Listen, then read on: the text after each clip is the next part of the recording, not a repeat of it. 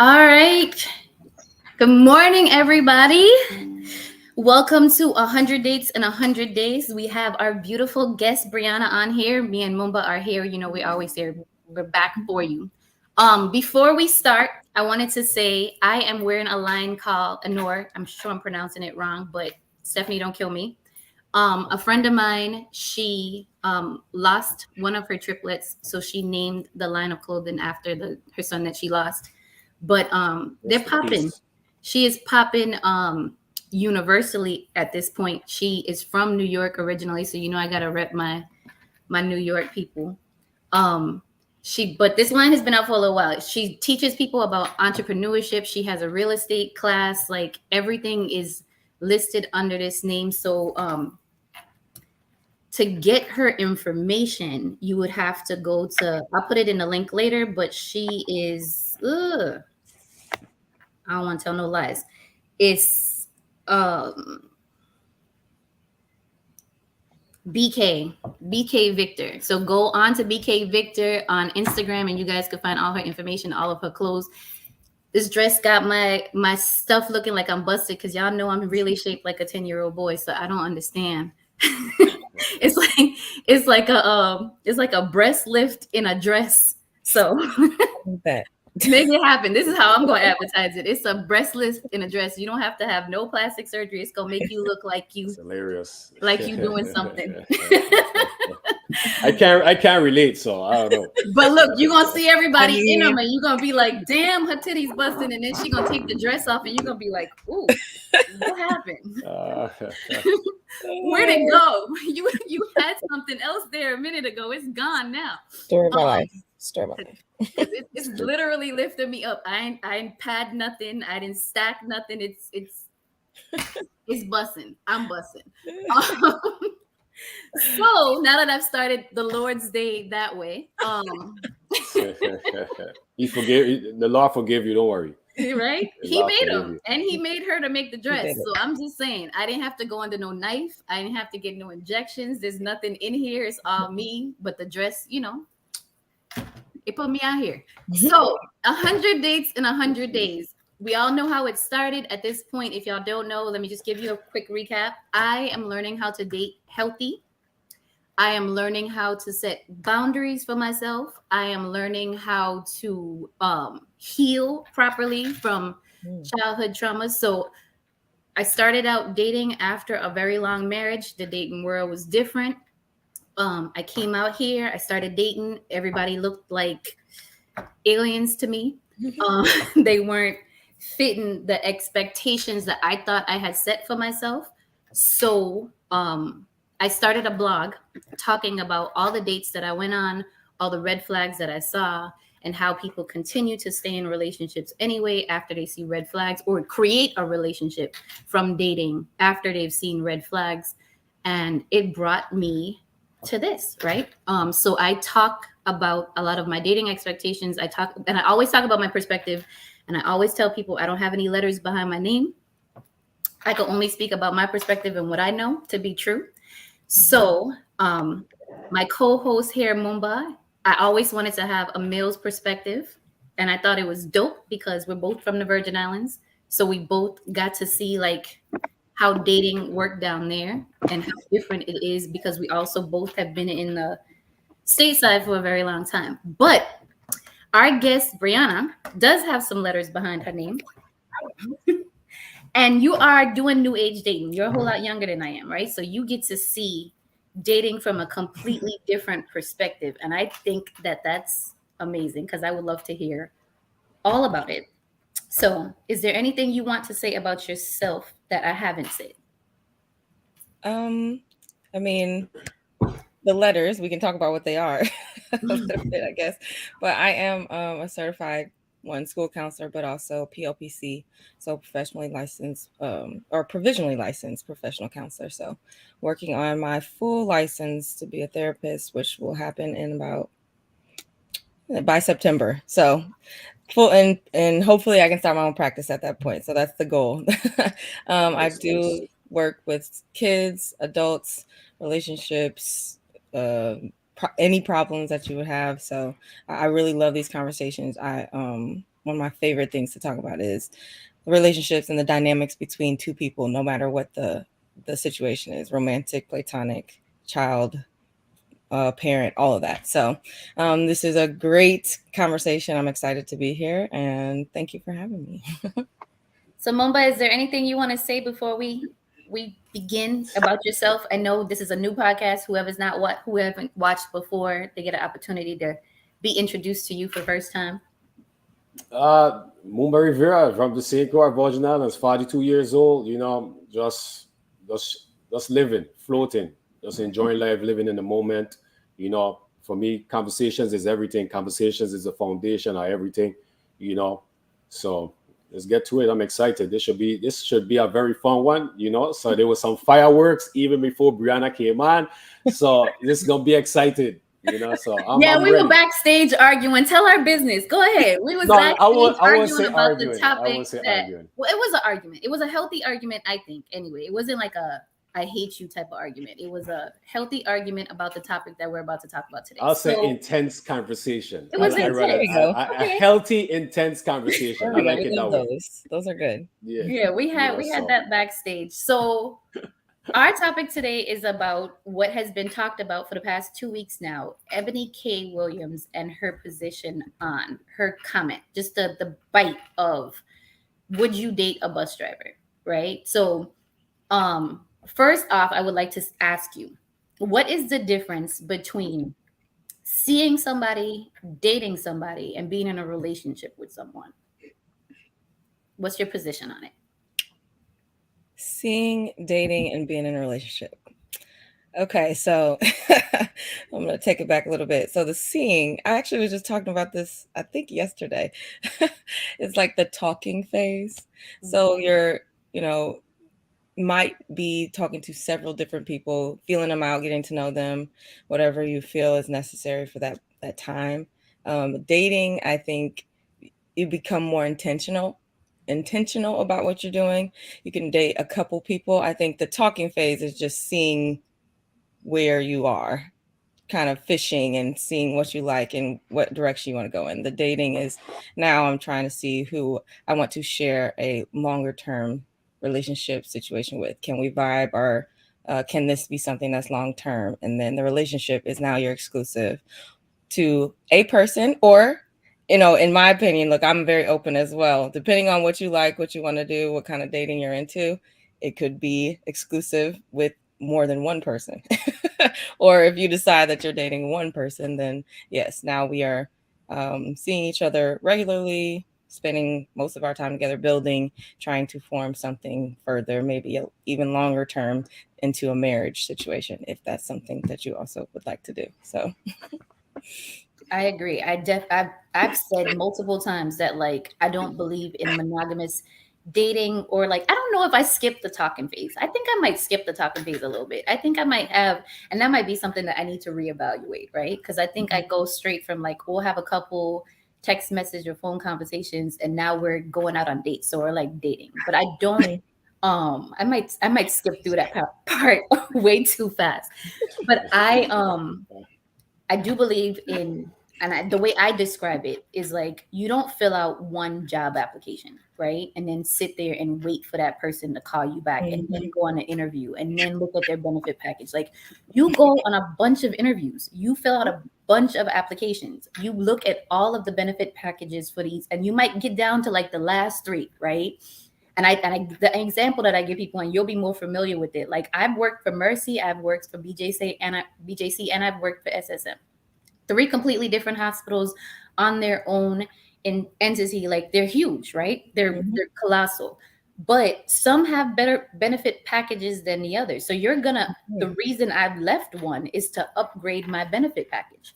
So I might be dating 3 people, but the benefit package, the wrapping, might come differently in each one. So I'm going to continue to, and some people look at that as being superficial or but I'm very intentional on who I want to spend the rest of my life with. So, and that's where I am in my life, right? I'm 41 years old. I don't plan on being out here too much longer. So I have to make sure that I date the person, or I'm with the person that I intentionally want to spend the rest of my life with. We vibe, we have a lot of, we're equally yoked. Mm-hmm. So let's go into to Ebony K. Williams.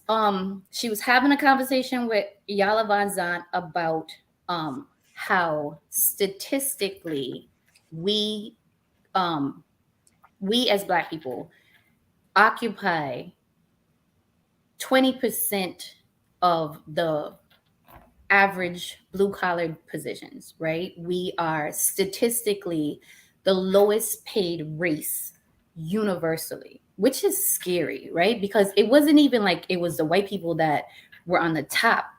It was Indians, right? That's what she said. Indian people was the highest paid statistically. So she was quoting a whole bunch of stats. And before she was asked, Yala said that we stand, women are trained to be men in skirts. Mm-hmm. So she asked her, she said, so I stand in masculine and energy. I'll admit to that. She said, so how do we as women who stand in masculine energy, who are alpha females, dial it down a little bit? And instead of Iyala answering how, because she was asking like, hey, give me guidance. Tell me, how do I dial this thing down? And Iyala's response was, would you date a bus driver? Right? So she went over all these stats, all these positions on where she is economically. And so I'm saying I want somebody equally yoked with me. And then I'm asking you, how do I achieve that goal? And you say, would you date a bus driver? So where she is financially, a bus driver is not equally yoked to her, right? So she's speaking about economics because that's what she was talking about. A bus driver is not financially yoked to her. Who is financially yoked to her would be the owner of the bus driver, of the bus company. So what do you feel about that position? Like, how did she, because I know the world took it over and they ran with it. So what do you think? Do you think you could date somebody that's not financially yoked with you? Do they have, is there a certain standard? Like, should they be emotionally yoked? Like, what are we looking at? So, yeah, this is such a complicated question, only because kind of like what you were talking about before. I also, and I'm 31, so I'm also in a position right now where I'm unlearning things and kind of healing from not just relationship trauma, but from growing up, like from how I was raised. And I use the word trauma lightly just because, we all have traumas. Anything that happens to you that affects you in a major way can be traumatic. And it doesn't always have to be something horrible. You don't have to go through any, like a car crash or a death of a parent. But getting to a point in your life where you're like, you're being steered in one direction, but everything that you knew is the opposite way. It's traumatic, even unlearning those things, and then kind of like connecting to yourself in a way and not forgetting what you were taught, but realizing that those things might not have been the best and they don't serve you anymore. So it was a great foundation. Maybe it was something I needed at the time, but now it's like, how do I redirect and unlearn these things so I can become the best version of myself and find the truest partner that I can find? So I say all that to say, I think in my growth with how I was raised, there was this emphasis on finding somebody who can provide for you and has all these credentials and has gone to school and done all these things. And then me also going through those same things, putting myself on a pedestal and having my standards high. I don't think we should ever lower our standards, but a change in perspective. And like, I think what they were talking about before, or in the podcast or in the interview, was building with someone. And I have a hard time pronouncing her name, but what's her last name? Van Zant. Yeah, yes, Van Zant. Yes. So she was saying building with someone, but it's hard to reprogram yourself to feel that way when you've built yourself to the standard that you're looking to achieve, and then you're trying to find a partner that's also equally yoked as you. But also there's these partners that you might not even be looking for, that have low or not on your level, quote unquote, and you miss out on a great opportunity. So, and I will explained through my job, I work with felons. So I'm I help them reacclimate into civilian life. They literally have probably gotten out of jail within the month or like 2 weeks prior to coming to see me. And this question has come up too in our group conversations, like, oh, would you date a felon? And it actually made me think. And of course, we have to have boundaries in the conversation. I'm like, that's a fine question to ask. We're not talking about me. But if I were to answer that question, I don't know. I said, I have to be honest with you. I'm not sure, because before I would have said no, absolutely not. What? Why would I date? That's not something I would look for. But at the same time, with my job, I meet people where they are. I don't judge my clients for anything. A lot of them are struggling right now to just live because of this thing that they have hanging over them, and can't really even get a job. They can't do the things that they used to do because they have a felony record. But a lot of these men are great men. They are ambitious, they're motivated, they have families. Some of them have really big families, and they're trying to do the right thing and work and be better. But does that discredit them or discount them from somebody like me, who's never had a felony, who's never had any legal issues, any troubles, and has all the credentials and this, I have these standards, but does that disqualify them from a relationship with somebody like me? Can I put myself in a position where I can build with somebody who has a past, but might be better for me than this man who makes six figures? I don't know. And I really had to reevaluate. So I really don't have an answer right now, because I see both sides. I am in the position where I'm like, I don't know if I would date. I don't see myself dating a bus driver, but at the same time, why not? Why wouldn't I? What's wrong with that person? And I put more emphasis on how a person makes me feel, as opposed to what they make, and what they have in their pockets. So, it's just, maybe that's the side, my empathetic side, and maybe that's the counselor coming out, because I want to see a person for who they are, and I want to make sure that this person understands me, and that we can connect on that level, as opposed to somebody that's just paying for things and supporting me in that way. Because if I can't talk to you, then there's no point in me being in a relationship with you. There's nowhere we can go with that. So I don't know. You got anything to add? Briana just dropped some gems. She dropped some knowledge. For me personally, I feel like me personally, I feel like, it depends who you are as a person. Why is everybody freezing today? Is it just me? I don't think I'm freezing, but I kind of with Briana. It just depends who you are as a person. Me personally, I don't think I would date any type of woman. I think it's more of, if I have a conversation, can we get along? Can we just enjoy life? I'll be happy. Money don't really motivate me. I will date a millionaire, or I'll date a lady working at McDonald's, because at the end of the day, I just feel like, do we get along? Can we have conversations? I don't think money or your job title determines who you are as a person and stuff like that. So,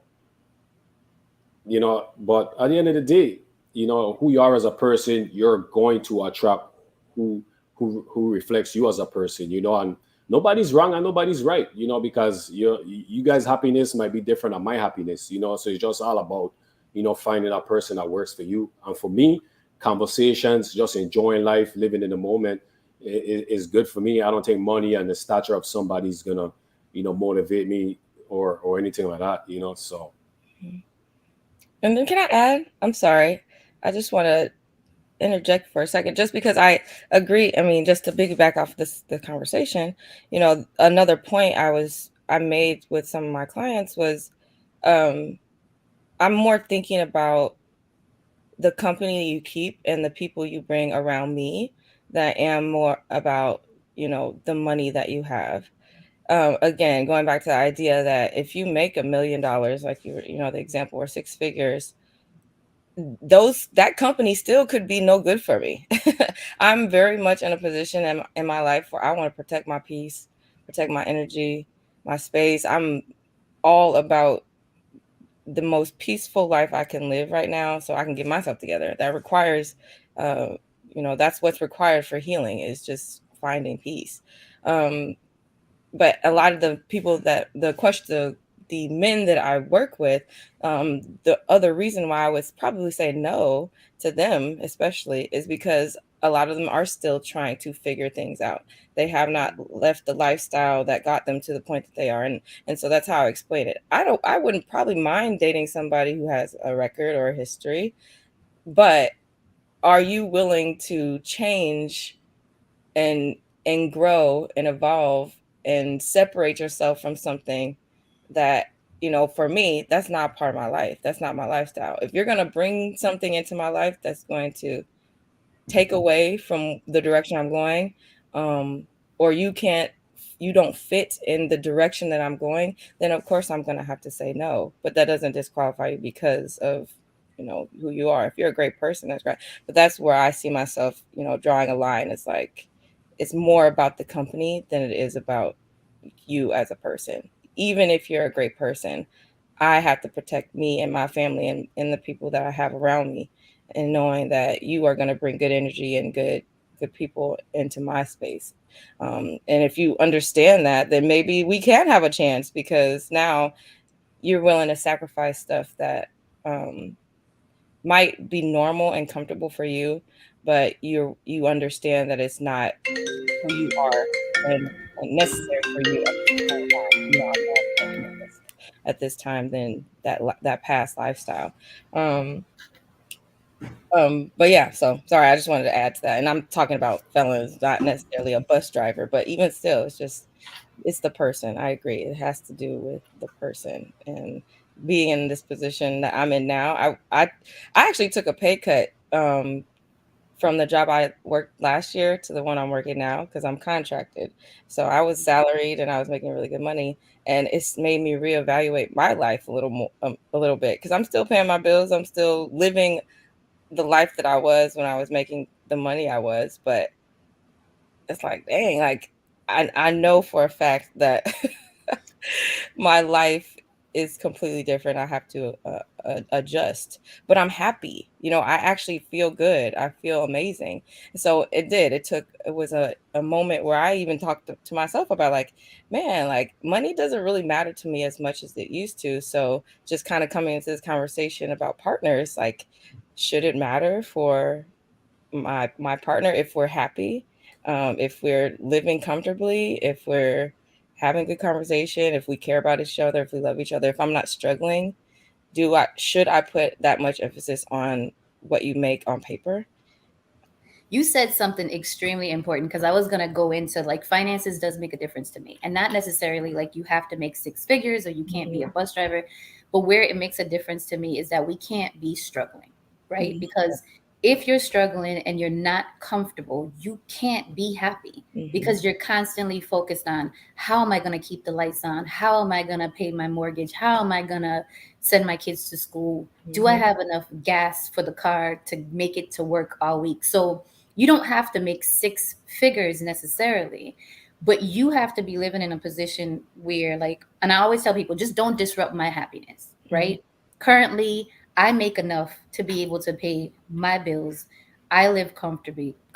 My children are getting a good education. Like, they're happy. So, like, if you're a bus driver, but you have more bills to pay than what your salary is, what you're being paid, and now we're partners, so, like, I'm gonna want to help you, right? I'm gonna want to make sure that we're both comfortable. So now you're pulling away from my resources for me to be able to make sure that you're meeting what you need to meet. And or we want to go out on a date, we can't date comfortably because you're already struggling with being able to pay your your essentials to be able to live. So no, if you're a bus driver and your bus driver doesn't, your wages don't match up to the way you want to live your lifestyle, because we know people like that, right? We know people that are buy bottles at the club all week long, and then they can't afford to pay bills for the rest of the month. You can't live like that, right? So that comes to who you are as a person. If you're a show off, or if your intention is to impress other people, so much so, like, I've dated somebody recently that was coming to visit me and catching flights and doing all of this stuff, right? And then a month or two into our relationship, they had an eviction notice on their door. Like, dude, what you do? Like, what are you doing? Like, you could have just told me, let's go for a walk in the park. Like, I would have been okay. But when you want to live above your means to impress somebody that you, because you don't feel confident and you don't feel equally yoked with them, you have a tendency to try to live above your means instead of just having a conversation and say, look, Candace, I like you. I really want to talk to you. I really want to date you, but I can't do all the things that you may have been used to or the things that you're capable of doing for yourself. But this is what I am able to do. Is that okay? Right. And I think a lot of times people don't want to have that conversation. They don't feel comfortable. So they'll try to do what, oh, I saw Candace last week at the club with people that were buying bottles. So I'm going to go buy her bottles. I can't even drink more than a drink before I'm done. So, like, what you bought a whole bottle for? We don't need that. Right? But stop trying to live above your means. And I think that's what a lot of people do. And I think what she was saying, what I heard her say anyway, is that we're not living to our full potential, right? We have an opportunity to do better and be better. And we choose not to do it, right? Because we choose what's more comfortable. Being a bus driver, you know you're going to get a set paycheck, you have a set salary, you're going to go to work every week, and it may not necessarily be what you're happy doing. So like you said, you took a pay cut, but you're happier, right? I stopped working this year. Everybody knows I stopped working so that I could focus more on my business because that's something that I was passionate about. When my kids were younger, I didn't feel like I was in a position to be able to do that. I needed to be able to raise my children. So I had to make a certain amount of money. I knew what it was, but I stopped working and my skin looks healthier. Like I was like, "Ooh, wait a minute." Like I'm happier than I've ever been. So I can truly relate. Absolutely. I think that that's what we, as like when we're starting to date somebody, we shouldn't. I've never met anybody at their job.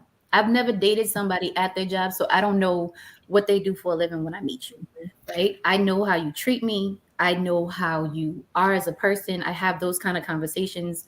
I think that as long as people respect each other and respect their boundaries and are open and willing and transparent enough to have the conversation and say, look, I can't afford this, but can we do this? Right? Because if I want to do it, I'm going to say, hey, babe, I got us this week. Don't even worry about it. Like, let's go. But what do you feel about, and Mumba, this might be a question for you, right? Because a lot of, I've over the years, right? Because I was taught one way. Men should make a certain amount of money. Men should be able to provide for their household. What is it? The 3 P's, like provide, protect, and what's the next one? Well, I can't think. Provide, protect. I have no idea. The 3 P's. And I want to get nasty, so I'm trying not to. I could put a word there, but I can put a word there too, but it's all nasty. Like all nasty thoughts are coming to my mind. See, that's my problem right there. That's why I end up skipping that talking stage. Just nasty. But we're taught that men are supposed to provide and protect. I'm gonna just leave it at 2. I know it's 3, but I'm gonna leave it at 2 because those are the 2 that I remember. So what we are taught necessarily is that we should have a man that makes a certain amount of money so that he can provide, right? How do you feel about women making, or what's your experience with women making more money than their counterpartner, than men or women, because women date women, right? Making more than their partner, and how successful the relationship or the dating pool is if you make a certain amount of money. So this is really challenging my that's what I do. I wake people up early on a Sunday morning, like, hey, because I have the answers I want to have, but I want to be authentic and I want to be honest, because it's like, it's hard. You have to really think about it. Personally, I don't want to have to worry. That is one of my biggest, like my main goals in a relationship. I don't want to have to worry about things, anything. And I am in a position where I feel like my partner probably would make more than me. But talking to, and I guess seeing this happen, or even having these conversations, I guess, where the female makes more than the male partner. Let me take that back. Having it be, yes, in conversation with men, strong alpha males, I think it's hard. It's a hard conversation because you were speaking earlier about if a man were to say at this point I'm not able to, or let's go and do this. I agree. I love a walk in the park. I like a cute little situation. It doesn't have to be this 5-star restaurant. But that means that men have to be vulnerable, because it's not just been taught to us that you need to provide and protect, but it's been taught to them. And as a man, I don't think they want, and again, look, I'm not a man, so I can't I can't speak for men, but just from hearing from my friends, it's like they being vulnerable in that way, they would like to, but you can't, because if you do, it automatically makes you feel weak, or put you in a position where you feel out of place as a man. Like, I can't do what I'm supposed to do as the male partner. And I think it's unfortunate. But I had the similar conversation with one of my other friends he's very strong in this female male dynamic where the man has to be this and has to be that. I hate those conversations, but he made a point and I had to sit with it, where I can't remember exactly what it was, but he said something like, if your man didn't do this, or if he's vulnerable with you, that's what the conversation was. If he's vulnerable with you, you automatically, excuse my vulgarness, but you dry up. You're like, like, it's something about a man being too vulnerable sometimes that,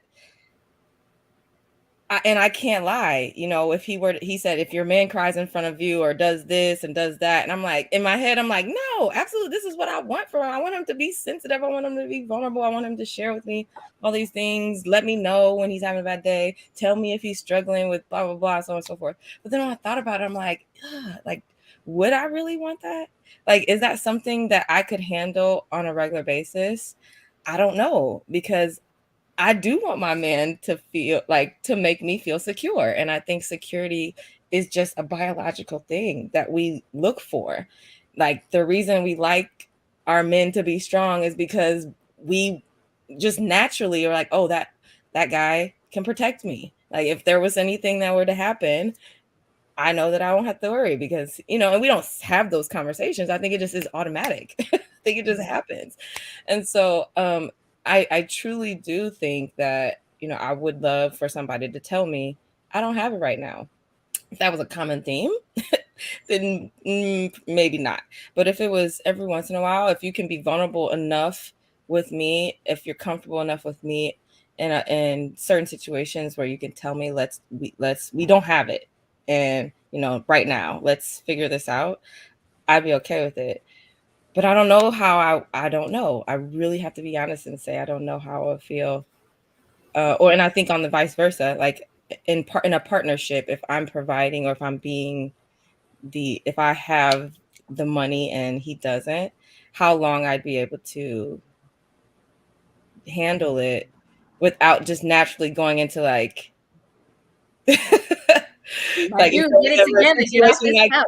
I'm the one, look, I'm doing, like, I don't want to say that I would do that, but it does. It gives this ammunition, and we don't want to break our men down, like that the interview. I'm like, she's speaking some truths, because, oh man, it's hard. It's a really hard thing to think about. And I guess I was also watching a show recently where that actual dynamic was happening, and the same thing was happening with them. They had a beautiful family. They were talking about money. The woman she was making 6 figures. The man was a stay-at-home dad. He hated it. He did it because that's what they had agreed on, and he was okay with putting himself in that position. But after there was a conversation with a third, it wasn't a therapist, but it was a money situation. They talked about it. He's like, I don't like being at home. I don't like that I can't provide for my family. I don't like that I can't, go out and do things and not have to worry about money, because I know that she's the one that makes it all. Like I have to check in with her if I want to go and buy something without it being just a household item or something for our family that we need. And it creates a weird dynamic. And so I don't know, like it's hard at seeing it. I've seen it only a few times, and that was one particular instance, but I can see how it can create tension. No, And but go ahead. I see it across your face. Tell No, me, I you got don't know, six she might have men now. more. I don't know. I no, don't know go if ahead. I'm Brianna. sorry. I was talking a lot, but it's No, no, you good. You the guest. You the guest. So you know the guest could say, speak as much. You know, I'll be honest with you. Um, so I played professional baseball for 7 years. So I was around a lot, and I don't brag about my accomplishments and stuff like that. So I really talk about it. But with this conversation, I'll bring it up. You know, I've been around a lot of money, and experiences. I know kind of you guys brought up with the club popping bottles, did all of that stuff and everything. And it is what it is for me. Um, I would. I'm a provider. I would love to. I have to provide for my family. I don't mind if the lady is making more than me. That's fine. But I know I have to provide no matter what. Even if she's making more than me, I still have to provide for my family. Even if she lose that job, I know I could still provide. So it's kind of like that level. Um, with being vulnerable, I have cried in front of my lady before. Many women and stuff like that. But one thing for sure, like that has not. It depends how vulnerable you are, and it depends on the situation where you're vulnerable, and stuff like that. Like, and I speak for myself. Like, I don't complain and stuff like that, but I will cry. Depends on the situation and stuff like that. That's fine. I'll be vulnerable for my lady, but for sure, like I'm one of the realest out there, So that's why I'm okay being vulnerable in front of my lady because I know when we get outside, like she has nothing to worry about, and she will know she has nothing to worry about, So, and that's me, and I've become that way, like maybe the last 5 years or stuff like that, because with men, ego and pride could be your biggest enemy. So you gotta be able to control it and realize like it doesn't really matter what anybody thinks of you or what the outside views of you is. The ones who your family, your lady, your fiance, your wife, is how they know who you are as a person. That's all that really matters, So, um, but to each his own. Again, it goes back to each his own. But if if I'm getting to know someone, all of that stuff is gonna be in the conversation. Just having that conversation, I get to know what type of person she is and what's important to her, and she's gonna find out what's important to me, and then we decide if that's gonna work for one another, if it's not gonna work. But personally, for me, money doesn't mean nothing to me. Honestly, like it really doesn't mean anything to me. To other people it means a lot, and that's fine. There's no judgment whatsoever and stuff like that. I could be with a lady that's money is important to her, and I could kind of make the adjustment when it comes to that, but at the same time, if she could understand my perspective too when it comes to money and all the different stuff, etc. And if it works for us, it works for us. But for sure, I'm a provider and a protector always, no matter what, And I was built on that because I was raised by a single mother. So, and I got a sister, I got a daughter. So it's like that's number uno. I'm a protector to any women, even if I'm out in the streets whatsoever. I see somebody disrespecting a lady, doing something to a woman. I'm gonna step up and I'm gonna step in no matter what. So that's just me as a person. And at the same time, I could be vulnerable.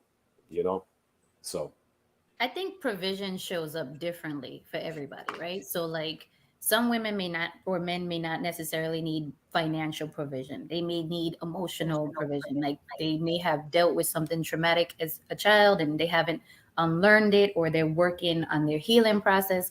So, provision might just look like acts of service, right? Show up for me, show me that you're here. So, I think what's important is that people need to have those conversations about in the beginning of what does provision look like for you, like, what do you need from me? What is the relationship? And people are constantly saying, I don't need nobody, but we do. We weren't in this world by ourselves. We weren't created by ourselves. But needing somebody in your life and using somebody as a crutch is two completely different things, right? So I feel like when you say you need somebody, what people hear you saying is that I need a crutch. No, I don't need to lean on you because I can't stand. I need to lean on you because I want to stand strong. Right. So it's two completely different things. And I think when we hear, there's so many trigger words out there, right? Like people hear certain triggers, and because we're still in the need of unlearning a lot of things that we were taught for so long, right? My father is a provider. He has paid every bill. My mother has had the opportunity to be a homemaker and stay at home and cook for us and clean for us. But that's what worked for them, right? I'm not staying at home with these kids. I'm going to hurt somebody. Like, nanny me, please. Like, give me a caretaker. I'm not doing it, right? But I also need to be with somebody who can equally match me. And it doesn't need to be financially, and it doesn't need to necessarily be emotionally. You were saying you don't know if you could be with a man that's vulnerable. I was with a man, I had never seen my father cry. So I was with a man, and the first time he cried in front of me, I was like, oh my God, he loves me. But then he cried for everything. I like a vulnerable man. No, that's not, I do. So and I was okay with the vulnerability, right? But then I recognized that he cried for everything, right? I can't do that. I couldn't do that. I can sustain that long term. Like, he cried if I went to work and it was a day that he was off. He cried if, like, when I say the man cried for everything, I was like, my dude, like, what are we doing here? So then the first argument that we got into, the unhealed Candace unfiltered, I was like, what the fuck is wrong with you, you crybaby ass N-word. So I broke him down, right? And I don't promote breaking men down anymore. Present day Candace. Present day. But 20 years ago, Candace, man, the girl was, I was an angry person, and hurt people, right? So like, your feelings was not, it wasn't something that I take into consideration at all. Now, don't get me wrong. I still don't really like focus on people's feelings more than I focus on the logistics of a situation. But I can be empathetic in certain things. Like, I'm okay if you cry and you show me your vulnerability. I'm not okay if you're a cry baby. I'm okay with helping you to pay bills in the house. But I'm not gonna come home and you sitting down playing Xbox and I'm sweating and now I gotta come home and cook dinner too. Wrong answer. We're gonna help each other out. That's the bottom line. Like, whatever provision looks like, every situation is gonna be different. Every relationship is going to be different. And I don't think men like to see women cry either, right? It does two things to them. It either makes them extremely sad and hurt, or they like, oh my gosh, look at her again. Like, so I don't think nobody likes to see anybody cry or anybody extremely.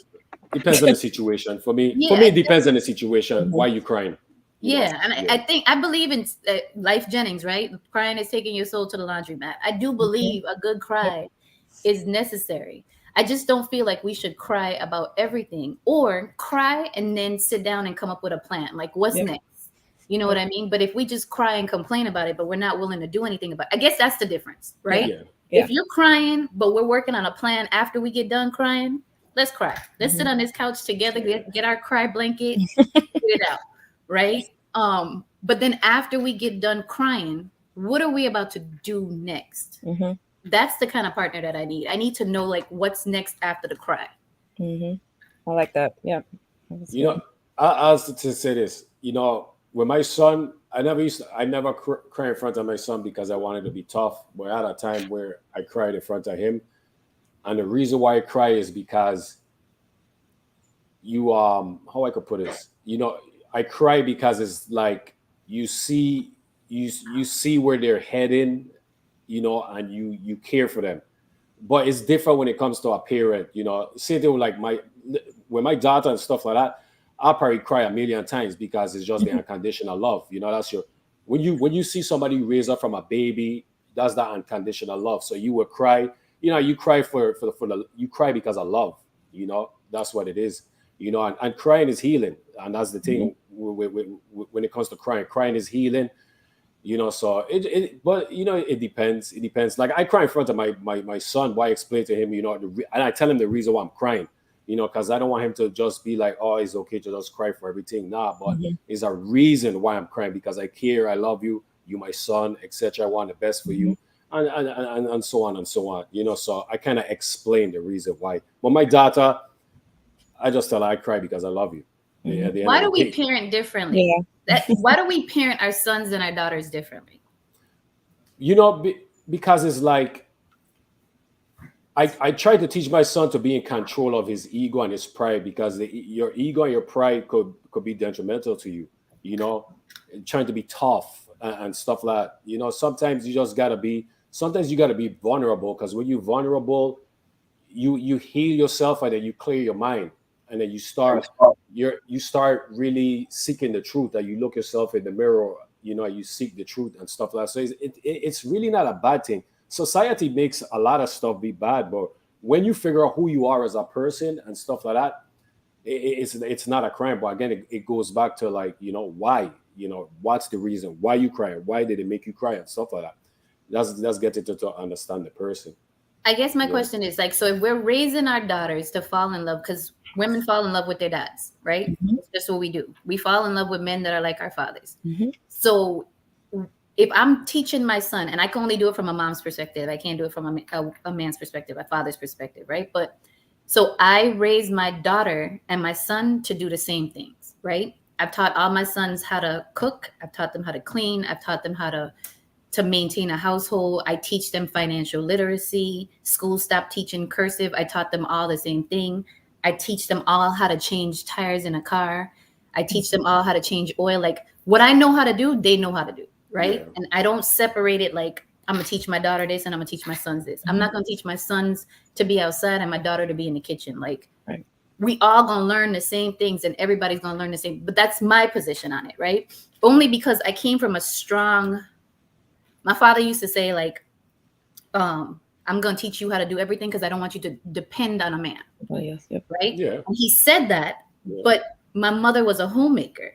But he wasn't saying it to say that my mother wasn't enough, right? He was saying that I want something better for my children than what I've seen in my lifetime. I don't know what he saw. He was a professional baseball player as well. So I don't know if he saw, like, groupies coming after him and he was like, I don't want my daughter to be like that. So he decided to teach me something different. And I remember the first time I asked him to use the car, he was like, yeah, go ahead. I go inside, I get dressed, I get pretty, I put my makeup on, I come outside.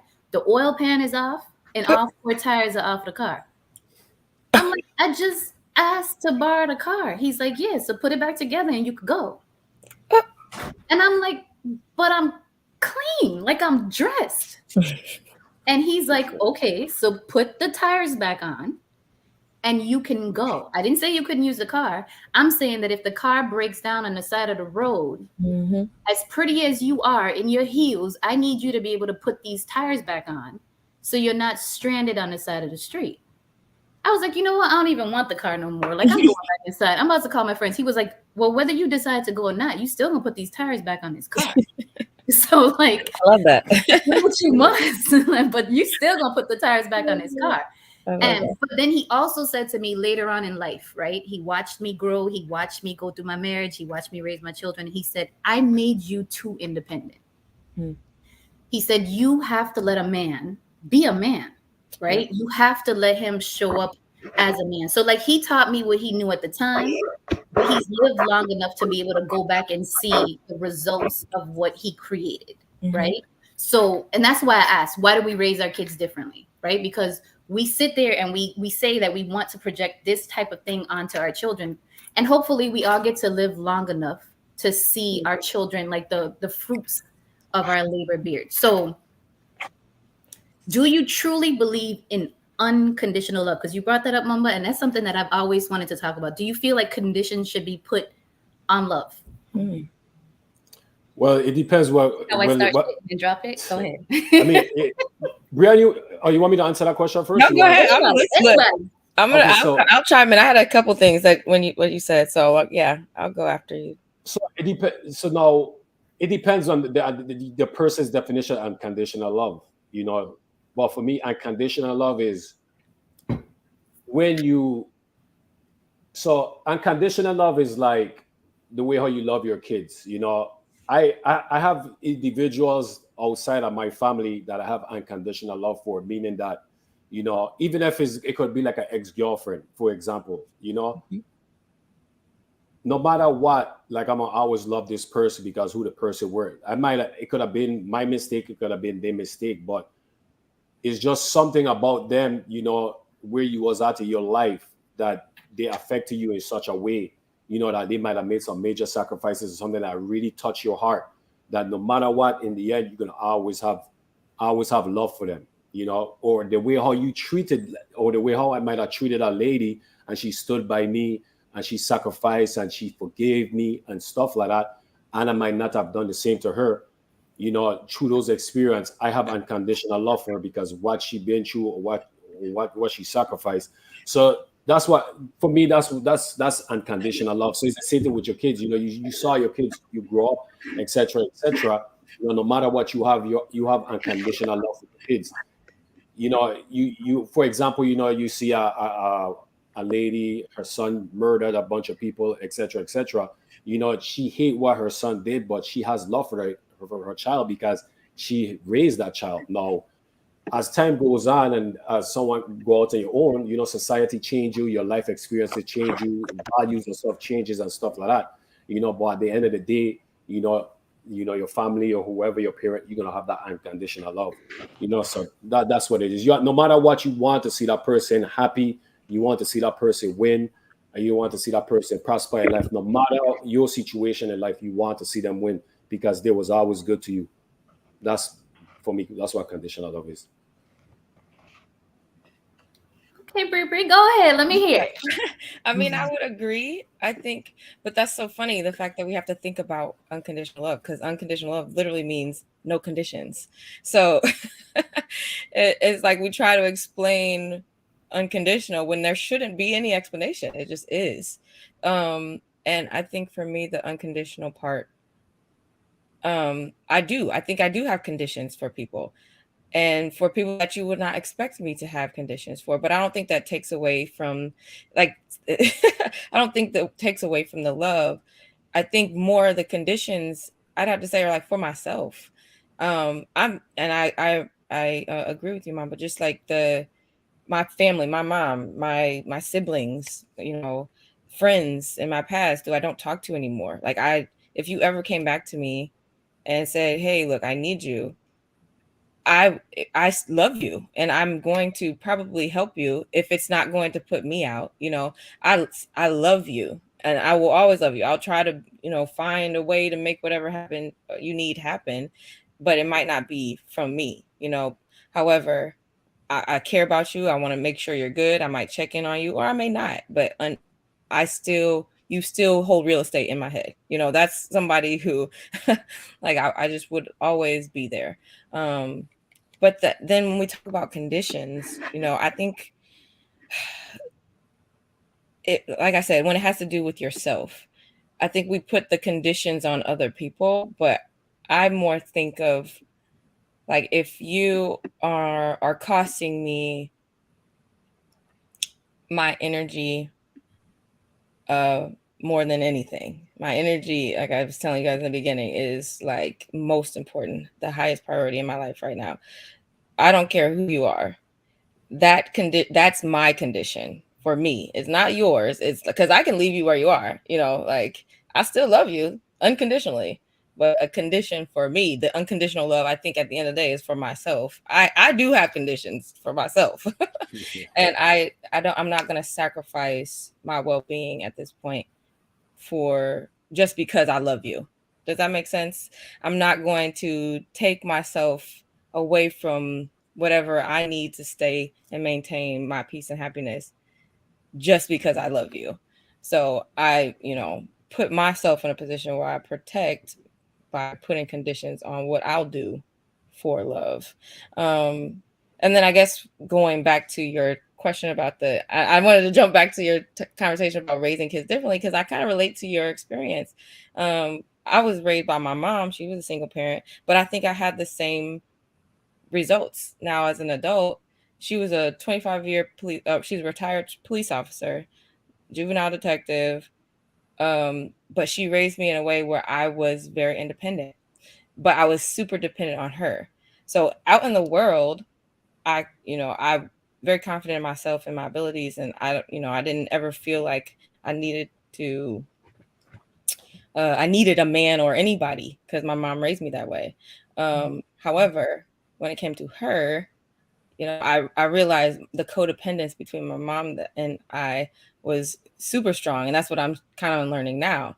And it still has affected my relationships with men because I was raised to not want or need one, but I'm also in this position where I need someone. And so the person that I'm looking to find support in, I before rejected. All those people that wanted to provide for me, I didn't understand. I was like, no, I'll do it myself. Or no, I don't like if anything they would do that would make me uncomfortable, or like I wasn't going to allow myself to be subjected to, and it was maybe kindness. I can't. You're too this for me, too that for me. And so, I've come to a point in my life where I don't know. And I bring that up where your question was, why do we raise our kids differently? I think I was raised very much like not a guy or a son would be raised, but in my experience, kind of, sort of, because I had to be independent. I had to learn and do things on my own. And I think that's a lot of times how sons are raised. And now I'm working on, I don't know, I'm still trying to figure out how to be, what's the thing they're saying now, have a soft life, or be like embrace your feminine energy. You got to take that. Vala Van Zant, she has a class. That's what she was on promoting, right? Her class to teach women our grace, to learn to embrace our feminine energy. She said that it's something that we've unlearned over the years. So she has a whole seminar where she's teaching women how to embrace their feminine energy again. And because we have been trained to be men in skirts, right? Like, and I agree with her to that degree. Like, we have been trained to be men in skirts. We have been learned how to control, take care of our finances, take care of our household. And a lot of us don't want to have to do that. That's what we've been doing for so long that it becomes natural. So then when you have somebody else, or you're dating somebody else, as much as you may want to, like, hey guy, I love you, it's hard to do because you've been trained to do things in a certain way. So I've dated men who, are alpha men, who they'll be like, man, sit your ass down. Or I've been named, like, I've had people nickname me I Can Do It, because I'm always like, oh yeah, I can do that. I just remodeled my kitchen the other day with my friend, a female, right? And people looked at our kitchen and was like, y'all didn't do that together. Like, not just two women. I'm like, what you mean? Like, I can do it. But just because I can doesn't mean that I want to, or that I should. Right. And I think those are the things that we're trying to unlearn. So I always tell people, I want a passionate thug, right? I'm coining that term. I want a passionate thug. Like, I want a dude that, like, if I walk down a dark alley, even if I have to jump in and fight, I know that I'm not gonna get beat up. Like, he can fight.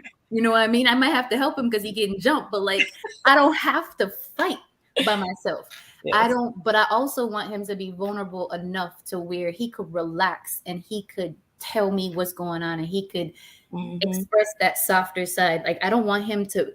Another thing Ayala Van Zant said on the Breakfast Club, she said, we want men to be our girlfriends, right? We want men to watch reality TV with us, go get pedicures and stuff with us, but then we still want them to be like the manly man. We can't ask for both. So like, go get your nails and stuff done with your girlfriends, and watch your reality TV with your girlfriends. And then come in with your man, and y'all. But then it's like you have to hang up your masculine jacket, though. It's so hard that like, you do it when you come home with a regular one. Why can't I take off? And I've gotten to the point now where, like, I'm sorry, I didn't mean to cut you off, but like this idea, like, because my masculine energy is at the very forefront of my, like, literally, I approach everything with it. But as you said, I don't want that to be me. And I think when I'm reevaluating my life and the relationships I've been in the past, and I've told people before, I probably would have been married at this point, but it's kind of embarrassing sometimes to see how strong I was, because that was something, you put on a banner and you promote and you're like, I can't do it. Yeah, I'm also that way. I used to say I can do it myself, and that was like a flag, a badge of honor. But I'm like, why was that something that I needed everyone to know? Like, if I can do it myself, that's fine, but I also want to soften, and it feels like, I think it feels like submission. And that word also is a bad word when it comes to a masculine energy for a female. It's like, I don't want to submit to anyone. I'm not going to. But now I'm like, submission doesn't have to be bad. It could just be you're pulling back from something to allow something else space. Doesn't mean you just surrender your whole self to somebody, because no, nobody should do that. You So need what to do you just. think that you're an athlete, right? Mhm. Mama, you're an athlete. What do you think the correlation is between submission and athletic women, right? Because this is what I see from the outside looking in, right? I think that when you're an athlete, especially a competitive athlete, right? You have this drive, like this adrenaline to constantly like push forward and be able Achieve. to do everything, be all, know all, because you have to be the best of the best, right? Mhm. So I think for me, I think that's what correlates between like you're an athlete, you're competitive, you know how to do all things, and now you go home and you have to take that jacket off, right? Mhm. You have to be like, you know what? I can't I can still be the best of the best, but the best of the best doesn't necessarily mean I need to outdo you, my partner, because you're my Yes, the partner. man. We're Yeah, not we're not competing anymore. competing. So, Yes. so being an athlete and it's a co-ed sport, right? So like Mhm.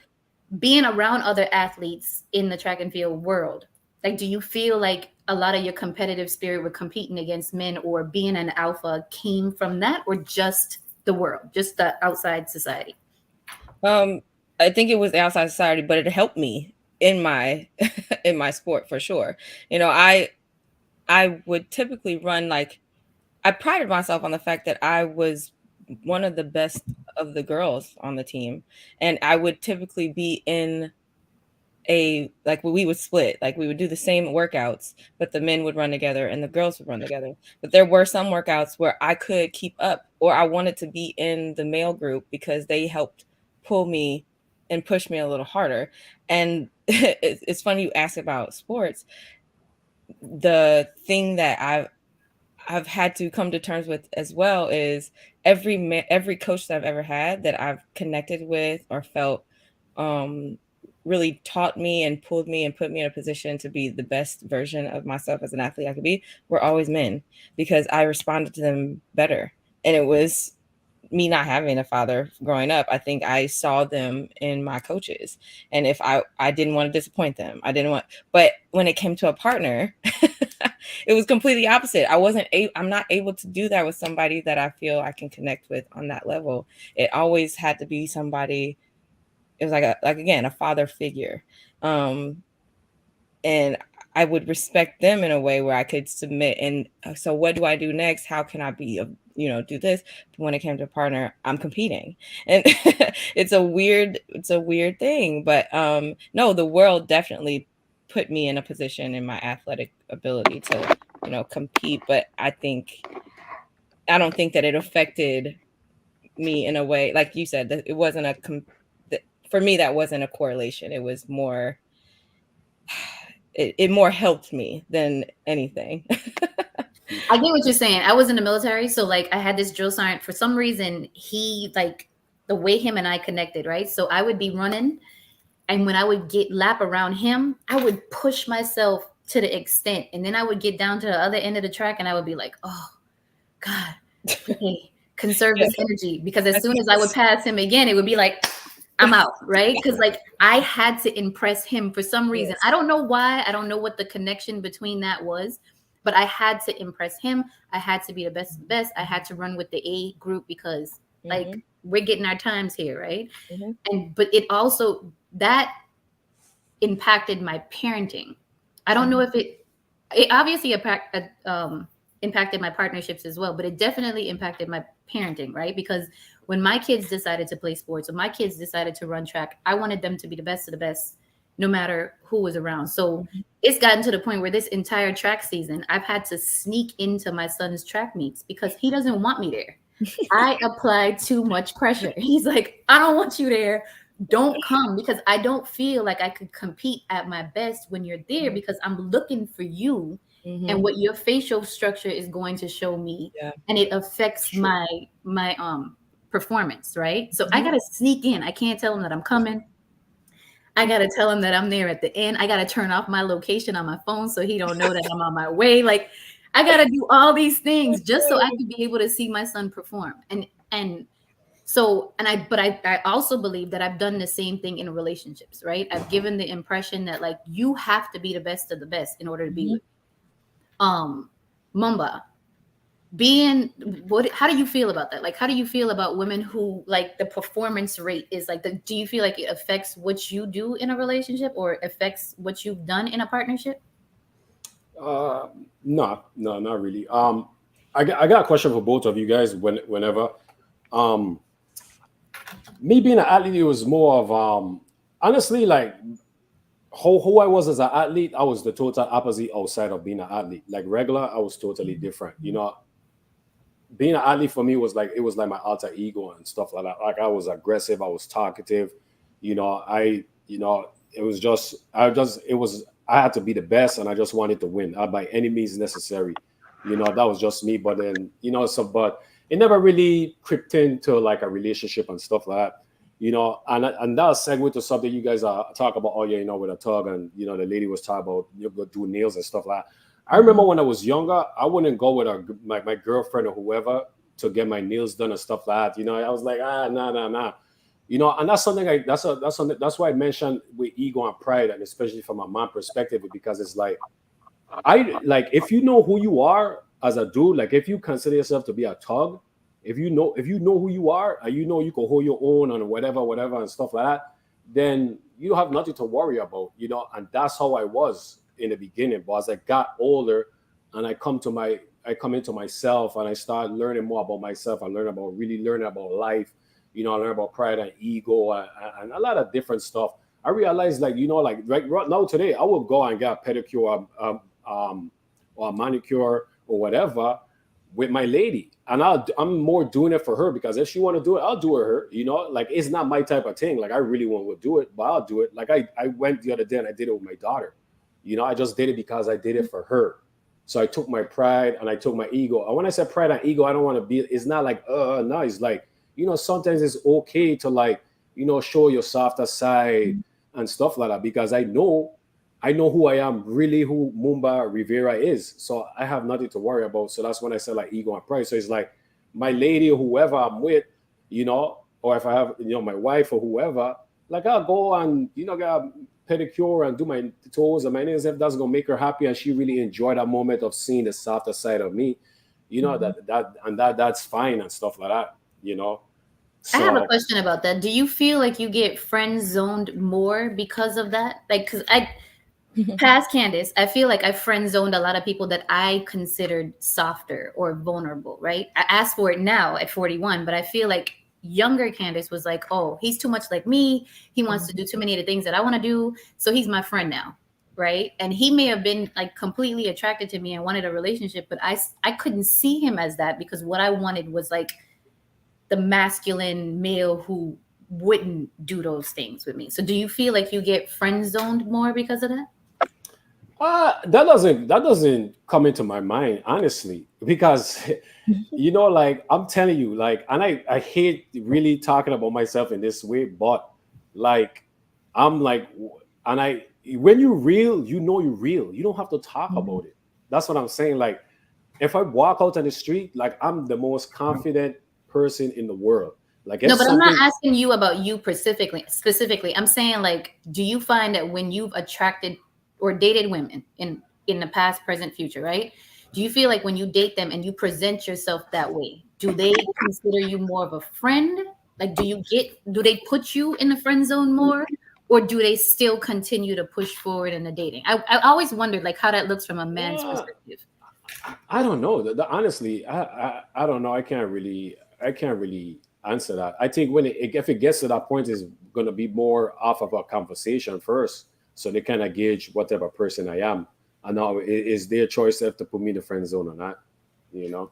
How about you, Brie? Do you feel like when men that are able or willing to do those things with you, do you make them your friends? Because I know you and I both have like a lot of male friends, right? So like, do you feel like they were placed in that position because of the vulnerability, or do you feel like we just connected more, but not romantically? Like, I know my perspective on it. I don't know how other people get men into a friend zone. Yes, I think so. And not that really anything, I'm trying to think of a situation, because I mean, I definitely have friends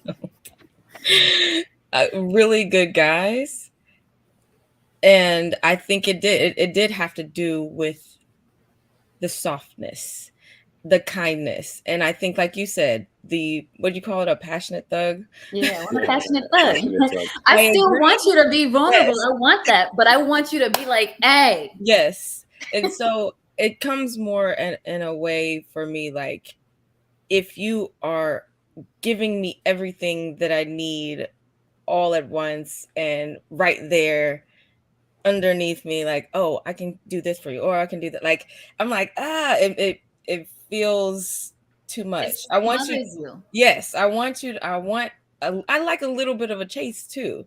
So, and I hate to say that, but it's true. I think that's important. I think that's an important part of dating is, somebody wants to be, what's the word?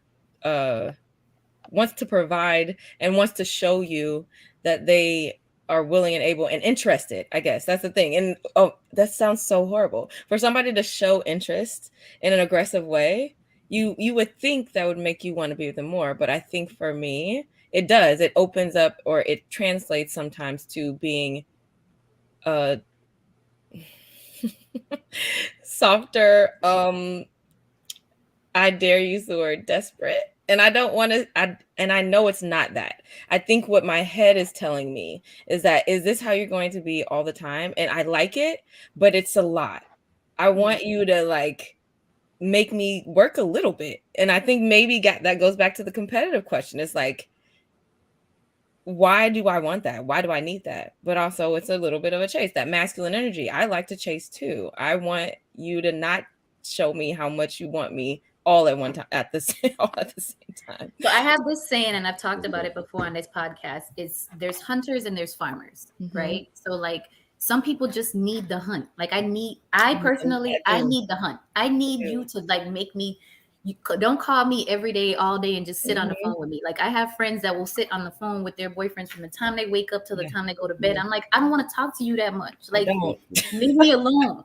Like, because then to me it feels like you don't have nothing to do, right? You got way too much time. I want you to check in throughout the day and be like, hey babe, you still good? Like, you need lunch? Did you eat? Like, I want you to check on me, right? That's the passionate part about it.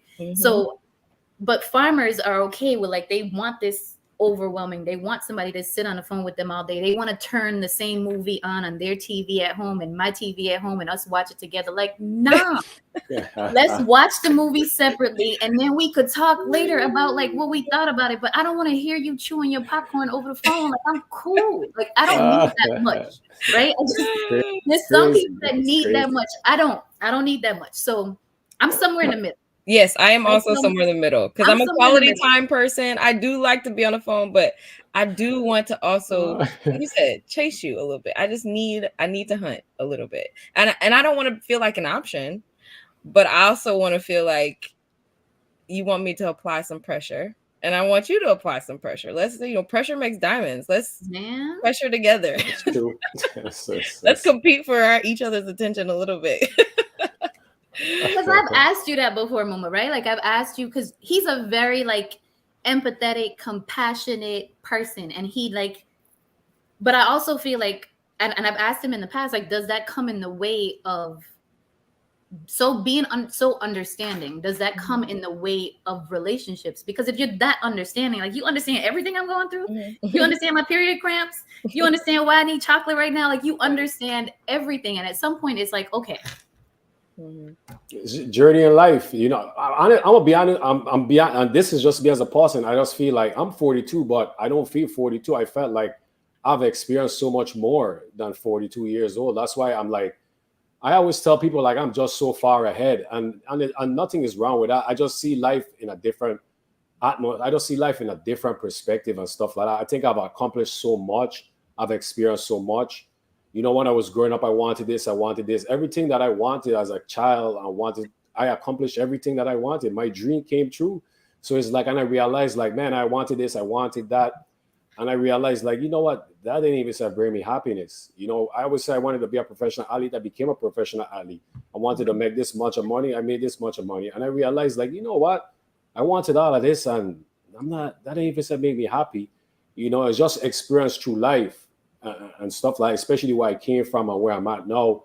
I'm just grateful and thankful. That's why I'm like so understanding, because in order for you to be happy, this is my personal opinion, from my perspective, like just being happy and stuff like that, you gotta be understanding. You just gotta realize, like, life is gonna you only have control of what you do. You don't have control of what anybody else do.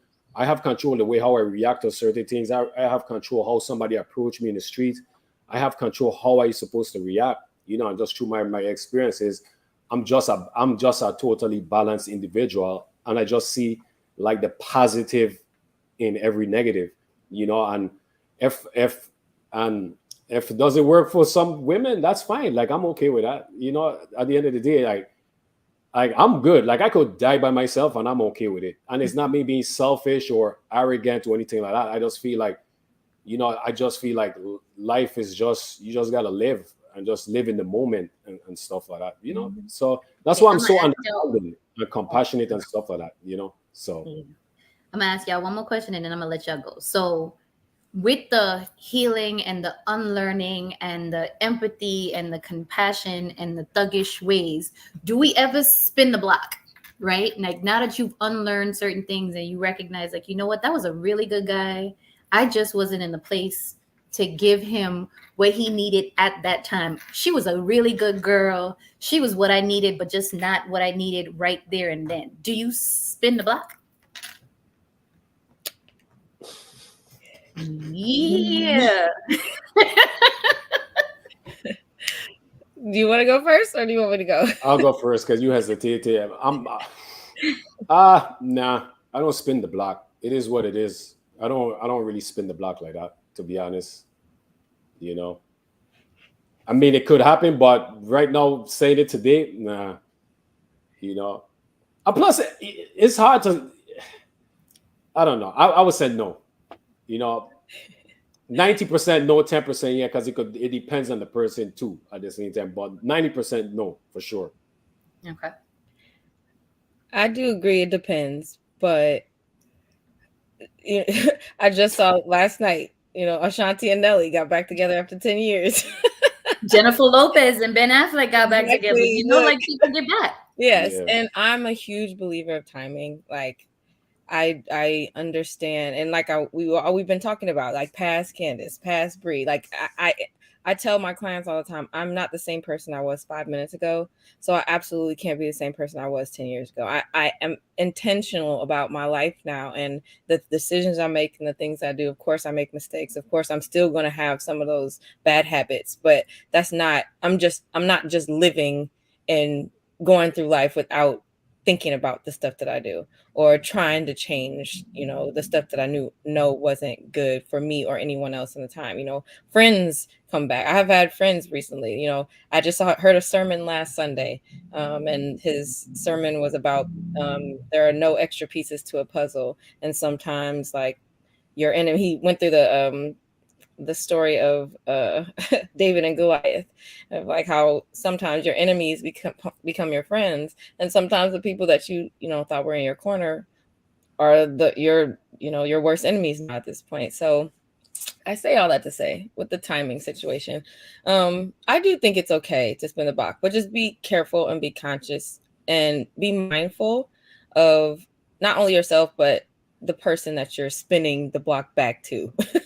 Because they might be going through their own degree of healing. Depending on the situation, it could be more traumatic than anything to try to reach out or rekindle something. But if you're in a space to have that conversation, I don't think there's anything wrong with going back and trying to work on something, especially knowing if you know a person well, or if you had a good relationship, it just was some things about that relationship that didn't work for you guys at the time. And there's one person I'm thinking about in particular, because like I said, I could have been married at this point, but you know, it's sometimes embarrassing to think about, and being vulnerable with yourself about like, damn, like I really acted that way. Like I can't believe. And at that time, I really thought I was doing something, you know? Wow, that's crazy. But yeah, you know, if it's a good opportunity, then do it. But if not, you know, just again, I'm all about don't be selfish. If you know that it's going to disrupt or hurt somebody, because you wanted to try something again, don't do it. You know, so we have several soulmates, and maybe you'll find your soulmate somewhere else. I've never actually spun the block with somebody that I've dated, but what I have done is like I've had crushes, or I never dated in high school, right? So I had crushes that I had in high school, or I had like people that I were interested in that I friend zoned, that I probably thought that, you know what, that was a good person for me. Like I shouldn't have done that. And I've spun the block that way. But when I spun the block, I recognized that like who I remember them as is not who they are today. And that's the person that I was interested in, right? That was the person that I was spinning the block to. So it hasn't been productive for me yet, but it has been a learning experience on like how much I've grown or how much I've changed as a person, because some of them didn't change at all. They're exactly the same way. They didn't change not one bit. So they absolutely didn't do anything wrong. But I've changed so much that like they don't fit. They're like a wet puzzle piece, right? Exactly. Yeah. Here, damn it. But I think that comes back to expectations of people and expectations of relationships and boundaries. So I love conditionally. I don't care who you are. My mother, my father, my sister, my brother, my aunt, my uncle, my kids. Everybody has a condition, right? My condition for my kids, I'm going to love you and I'm going to care for you, but you will respect me. Respect is a big component of my relationship with my children. I feel like if you can't respect me, then go out there and figure out life. I'm going to love you while you out there. I'm not going to look for you. You're going to figure that shit out and then come back to me or not come back to me. Either way, I'm good. Because I've always told myself, like, I raised my children with all the tools in my toolbox, right? So I've given you all the tools that I have. You could either build a mansion or a doghouse. It's entirely up to you, because you got to live in it, not me. So I know my kids have heard me say that so much. They're like, I'm sick of you, because I'm just going to live in your house anyway. Like, so just write it down, post it on the wall or something. I should actually make like a post board and hang it on the front door so when they walking out. All I gotta say is mansion or doghouse. That's your it. Choice. I've given them all the tools that I have. I can only give you what I have. And I've always told people, like, people can love you as much as they know how to love, right? So it doesn't necessarily mean that they don't love you, but they're giving you what they got. And if that's not enough, that's fine. But just tell them that. Like, don't force something to fit that doesn't fit. So I definitely believe in conditional love, but I will express to you, like, these are my conditions before we enter anything. And so you have an option to like be like, you know what, Candace, you either want too much or what you want is crazy and I'm not doing it. So but I think a big part of healing and unlearning is figuring out what your conditions are, right? Because a lot of people don't know, right? They're just willing to accept whatever until they're in it. And then they're like one of the biggest sound bites that I remember as being a kid watching the Jerry Springer show. And like one girl said, well, he only beats me because he loves me. But that was a big sound bite back then, right? So people were joking about it and they were making fun of it. But that was truly her belief. She believed that in her relationship, she was being beaten because the person loved her. And maybe she was beaten as a kid. So the way she identifies love is by getting hit on. And if somebody isn't hitting on her or yelling at her, that means that she's not loved. So I think the important part for me doing this podcast is learning healthy ways to accept, receive, and also give love, right? So you got to love in a healthy space, a safe space. So I always end the show by saying, date, be happy, but be safe. I got a question for both of you guys. Don't forget. Go ahead. So you guys mentioned earlier about, how you guys was raised, and being independent. So in the process of being raised, and I could be, so I'm asking just to get information. The way how you guys was raised, if they are explained to you guys, like your mom, your dad, etc., explain to you guys, like, I'm teaching you all of this, but if you date someone, you don't have to be too much independent. I'm actually teaching you to be independent for more like for survival, or if you're on your own. But when you're with someone, you won't probably have to do all of this, etc., etc. Was it like mentioned to you guys in the process of when you guys was being taught and learned? Not me. I definitely wasn't taught that. I was taught more. I never was taught about dating, period. Let me start there. Nobody ever talked to me about dating. I heard more conversations about being a wife and like skipping the whole dating process, the whole courting process. I heard what I was taught more. If you're going to learn how to cook, you're going to learn how to clean because you have to be a good wife. You're going to do this and you're going to do this because you have to be a good mother. But nobody ever talked to me about what it looked like to date somebody, right? And what it looked like to accept something from somebody. So no, I was never taught that do this when you're by yourself. I was taught do this. So that's what I knew how to do. And same, I didn't date in high school. I wasn't taught about dating. The only thing I heard about dating was you can't. Like that's what I grew up knowing. And all the relationships that I knew and saw in my life were women by themselves, single mothers, or my grandparents, who for a long time, and thankfully, thank God, they're back to a space where they're talking again, but they lived in the same house and didn't talk for like 10 years. So it was really, what I learned about relationships wasn't healthy. And nobody told me, like you said, and I wish there was an opportunity. And when you said like it's okay to allow somebody to care and do things for you, I think we assume that people are going to pick that up, and you just learn that. But if you don't, especially as kids, or especially when you're experimenting with dating, you don't actually like tell people that, and you're raised thinking that you should need to be on your own, or you're able to be on your own. Your focus is not a partner, but it's the worst case scenario. Like if I don't find one, I'll be fine. So I'm living my life as if I don't need a partner. So when I find one, I really don't know what to do, because you've taught me my entire life how to not have one. Yeah. So so mine was not, I did not have that experience either. I wish that it would have been that way. And I, like you said, Candace, we are given what they have. My mom taught me with whatever she, that was in her toolbox, is she was abused when she was with my father. So, her whole thing was protect yourself and don't let anyone take advantage of you. And if you need to be alone, then so very strong will. Love that about her. Love that about me. I'm a mirror of her, but I definitely wish that somebody would have told me it's okay, though, when you find somebody, to let them take care of you.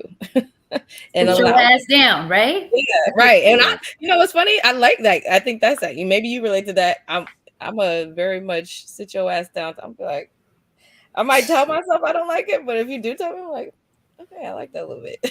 I was talking to somebody that I'm talking to right now. The other day he asked me, I've been talking a lot about my weight gain and how much I've gained and how much I want to just like transition back to not where I was, because I was way too skinny, right? But like where I am right now. And he's heard me talk about my weight so much that he said, "How much do you weigh?" And I was like, we're not talking about the numbers. Like, we don't want to do that. We just want to talk. And he was like, Candace. I was like, huh? He was like, Candace, I asked you a question. Answer the question. Look, my whole soul said, who the fuck you think he's talking to? But then it also said, okay, daddy. Right, exactly. Like, I was fighting with my head and my soul. Exactly. At the same time, I was like, And you feel guilty for feeling like that, but then you're like, it's okay. That's okay. So I answered the question. And the next day, after everything was calmed down, I said, so let me tell you what happened yesterday. When you said to me, Candace, what I heard was, and the way I wanted to respond to you was, who the fuck do you think you're talking to? And he laughed and he apologized and he said, no, that's not the way I intended it. I said, no, I know. Yeah. And that's why I answered it. But the initial shock, and 20 years ago, Candace would have been like, you got me fucked up. Yeah, don't ever ask me that question again. Don't ever ask me no shit like that again. But because I'm unlearning like bad behaviors and bad responses to people and how we could misunderstand what somebody's trying to get to with us, right? Because that's ultimately what it is. When he said, Candace, what I heard was, you think you my damn daddy. Yes, exactly. But that's not what he meant. So it's getting to know people and understanding like where they are right now, right? And understanding also, and remember you talk about this a lot, like where people have come from and like what they've been through, and like that translates to how they communicate, right? Yep, that matters. So I know that he was in the military. I know what it's like to be in the military. So I know his very directness came from, answer the fucking question, right? Like, what? It's a number. You can't change it. You are that weight. Like, why don't you want to answer it, right? So I think we have to, like, a lot of times separate our feeling from, and I think as an alpha female, right? Me particularly, and like I said, I always speak from where I'm at currently. So, like, I think as an alpha female, we want to have control over everything so much, and we want to have control over how people talk to us, when people talk to us. But I also think that now the softer side of me, I've also set boundaries for myself, right? So a lot of times I have to separate, like, okay, this is a boundary, not a control thing, right? Because it's a fine line between the two. Like Mama mentioned earlier, him and I got into a healthy debate. Old Candace would have just hung up. I'd have just disconnected the conversation. I'm done talking. Like, I'm not gonna do it. You can't make me do some shit I don't want to do. So who the fuck you think you talking to? And I would have just disconnected, right? But I understood that he had a point that he needed to get across. I had a point that I needed to get across. But I also understood that we were coming together for the purpose of this podcast. So it wasn't about me or him and what our positions that we needed to get across was.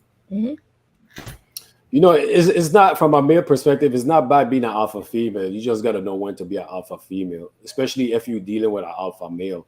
You know, you just got to know, like, you know, he doesn't, an alpha male is not trying to, like, disrespect an alpha, trying to disrespect a female.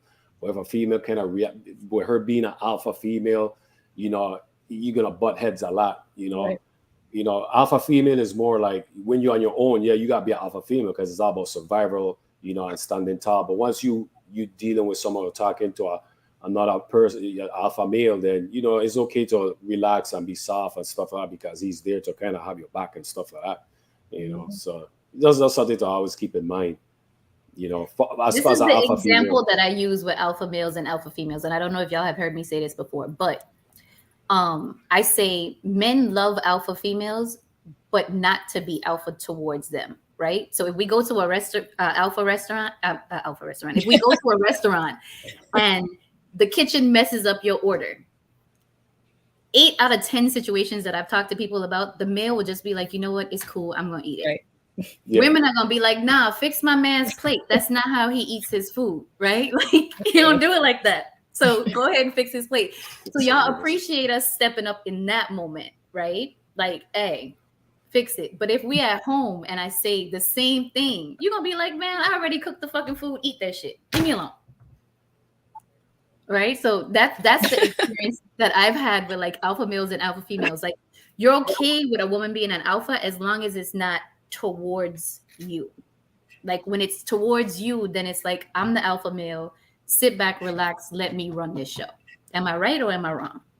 No, you're right in that. You're right. You know, You know, and with an alpha male, it's like we're not trying to even be alpha males to an alpha female. You know, it's just that the energy coming off as an alpha male female to an alpha male is like it's not necessary because we vibing, we are team. So it's nobody don't need to be the alpha. That's that's what it is. You know, but you know it's a learning thing. You know, well I asked you guys. I need alpha males to understand. All my alpha males listening right now, because we have more people on Instagram than we have over here, but they're not. Nobody asking questions again today. I swear, whenever we get into these deep conversations, nobody asks questions. They're like, "Ooh." So I think what alpha males have to understand that as an alpha female, it is difficult for us to turn it off and on. Yeah. Right. So like if we're an alpha male, we have a very strong personality. We have a very strong corporate position, or in our realm, in our career, like we are the boss per se. It's hard to come home and turn it off. So we need grace. And that's why I need a man that says, sit your ass down, right? Because I need him to like, that's my wake up cue. Like, okay, oh shit, I'm home. Reset. Yeah. I don't have to be the boss no more. But if he just says, okay, baby, I'm gonna need you to like calm down, I'm not gonna hear you. I'm not hearing that, right? Because I need to hear you roar. I need to hear you roar at me a little bit. So I need alpha males to understand that alpha females need. We understand that you guys are transitioning. We understand that, right? Because I don't understand what it is to be a Black man in America. I don't. I love when Black men be like, y'all don't understand. You're right. I do not. But I also, you guys don't understand what it means to be a Black female in America, right? So our job is to come together and teach each other, not to be competitive with each other and say my day was harder than yours, so I should be allowed this much grace. Right. We're not competing. It's a partnership, and your day can't possibly be harder than mine. My day can't possibly be harder than yours. Whatever happened outside this house, check it at the door, and let's figure out what we need to do together, right? Like to comfort each other, to be there for each other, to be the security blanket for each other. If your thing is getting your feet rubbed, if my thing is getting my feet rubbed, like when take off them jackets, put on them blankets. How about that's it? Put on your cry blanket. I'm cool. Like make me some kettle corn and we're gonna sit down. That's hilarious. But thank you guys so much. Everybody that tuned in, everybody that's gonna watch later, you guys are amazing. Bree, thank you for taking the time out. I'm sorry about the time difference. No, it's okay. I wasn't even thinking about it. I was telling Mumba, I was like, I wasn't even thinking about it. I know she in St. Louis, but I wasn't even thinking about it. Thank you. I appreciate you guys so much. Remember, when you're dating, be safe. Let somebody know where you are. Meet in public places if it's the first time. I've talked to too many men who have been catfished. I personally have never been catfished, so I'm sorry for you guys and going through that experience. Like, but even men, like y'all gotta be safe. If we had a guest on last week and he was saying for men, like, make sure if you know you're the type of guy that wants to pick a woman up and she's not safe with it, like send your license plate and send a picture of your driver's license to her. Like, make her feel safe and protected so that she could feel comfortable getting into the car with you. And I never thought about it that way. I never thought about a man's perspective, obviously, because I'm not a man, but you guys have to be safe out there as well. So be safe, be happy, unlearn all the unhealthy dating tactics. But I love you guys. Thank you. Peace to everybody. Love alone.